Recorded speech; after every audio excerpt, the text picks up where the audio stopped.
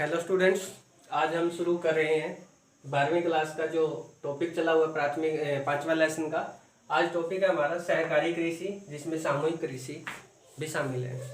जो सहकारी कृषि है, सहकारी कृषि में क्या होता है, कुछ लोग मिलकर एक सहकारी समिति बनाते हैं और सहकारी समिति बनाकर जो अपनी जमीन है, जो अपने पशुधन है, सभी उसके अंदर वो सम्मिलित करते हैं और सभी के सभी वो समिति के लोग हैं वो मिलकर उसमें कृषि करते हैं। और जैसे उन्होंने जमीन का या अपने संसाधनों का उसमें डिवाइड किया, उसी प्रकार से जो उसमें लाभ या हानि होती है उसको वो उसमें भी डिवाइड करते हैं। और इसके जो मुख्य देश हैं जो सहकारी कृषि के, Denmark, Italy, Norway, Sweden, Belgium. लेकिन क्या है, सबसे ज्यादा सफलता की है वो डेनमार्क ने की है। क्वेश्चन आ सकता है कि जो सहकारी कृषि में सबसे ज्यादा सफलता प्राप्त करने वाला कौन सा देश है, वो है डेनमार्क। फिर बात करते हैं हम सामूहिक कृषि।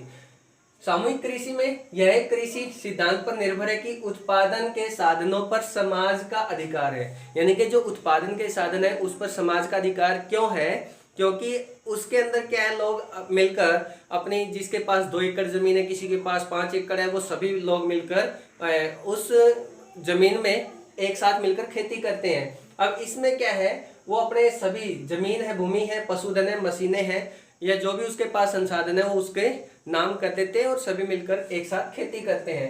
ये 1917 की अक्टूबर क्रांति, यानी कि रूस के अंदर जो अक्टूबर क्रांति आई थी उसमें, उसके बाद कृषि में हालात सुधारने के लिए क्या है, सोवियत संघ ने ऐसा किया था।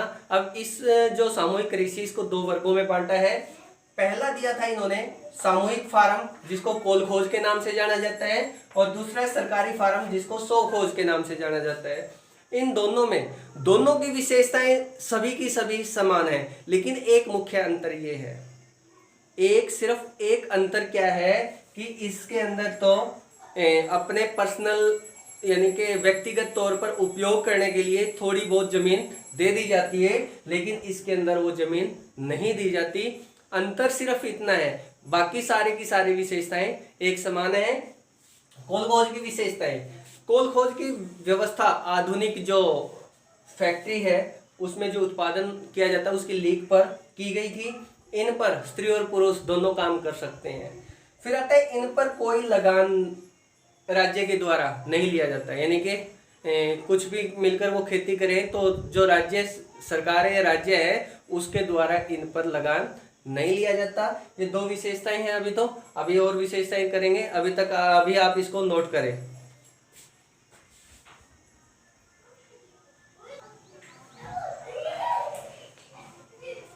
अब जो इसकी तीसरी विशेषता है, फार्म बड़े आकार के थे, इनका औसत आकार 6000 हेक्टेयर था। आपको पता है कि 1 हेक्टेयर के अंदर 2.5 एकड़ जमीन होती है, तो उस हिसाब से 15,000 एकड़ जमीन हो जाती थी। अब अगर आपको ये अच्छी प्रकार से समझना है तो इसको पूरा देखना पड़ेगा। क्या करते हैं कि उसको थोड़ा थोड़ा कट करके देखते हैं तो ये आपको समझ में नहीं आएगा। अगर आपको ये पूरा देखना है, पूरा समझना है, तो इसको शुरू से लेकर अंत तक जरूर देखें। मेरी जितनी भी वीडियो है, अगर आप शुरू से लेकर अंत तक देखेंगे तो आपको मेरे हिसाब से बिल्कुल अच्छी प्रकार से क्या है, समझ में आ जाएगा।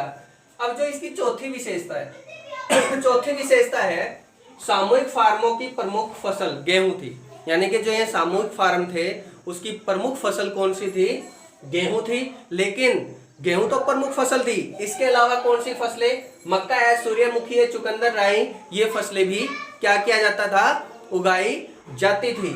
अब फार्म के सभी उपकरण, यानी कि जो फार्म में उपकरण होते थे, फार्म में जो भी उपकरण थे वो क्या था, पशु है, इमारत है, वो क्या है, उस फार्म की संपत्ति माने जाते थे। फसल होने से पहले, यानी कि जब फसल बुआई करनी है तो उसके पहले से ही इसकी एक योजना बना ली जाती थी। यानी कि हमने क्या करना है, किस प्रकार से। आपको पता है कि जब भी कोई बड़ा काम करना होता है, चाहे कुछ भी करना हो, तो उसमें क्या है, एक योजना बनाई जाती है। जब भी कुछ बड़ा करना है तो ये क्या है कि जब बड़े क्षेत्र पर कृषि की जाती है तो ये योजनाबद्ध तरीके से होती है, योजना बना ली जाती थी और काम को कुछ ब्रिगेडों के हाथों में सौंपा जाता था।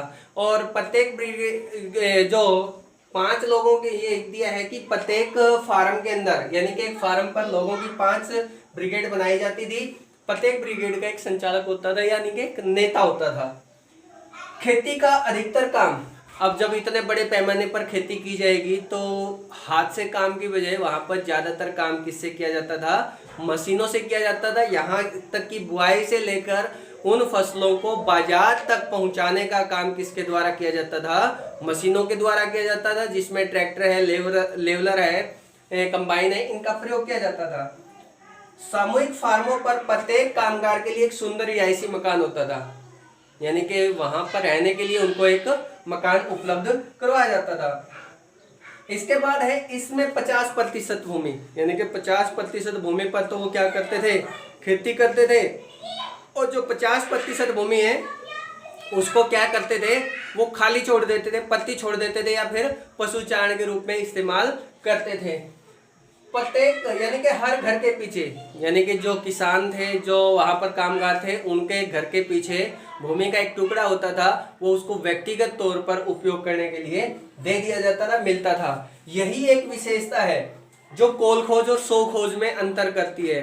ये कोल खोज के बारे में हम कर रहे हैं। जो ये कोल खोज है, ये कोल खोज में उसको जमीन का एक छोटा सा टुकड़ा मिल जाता था, लेकिन सो खोज में ये जमीन का टुकड़ा नहीं मिलता था। इस विशेषता को छोड़कर, जो इस अंतर को छोड़कर सभी की सभी विशेषताएं समान है। अब इसमें क्या था? पहले जो जितने व्यक्ति जितनी देर काम करता था उसके हिसाब से उसको वेतन दिया जाता था, लेकिन 1966 के बाद उनका मासिक वेतन तय कर दिया गया। और ज़्यादातर ये कोल खोज और सो खोज वो संयुक्त राज्य में सोवियत रूस के अंदर इसकी शुरुआत हुई थी 1917 के बाद। आशा करता हूँ ये आपको समझ में आया होगा। नहीं आया तो इसको कमेंट में ज़रूर बताना, और इस वीडियो को, इस चैनल को ज़्यादा से ज़्यादा शेयर करें, सब्सक्राइब करें। धन्यवाद।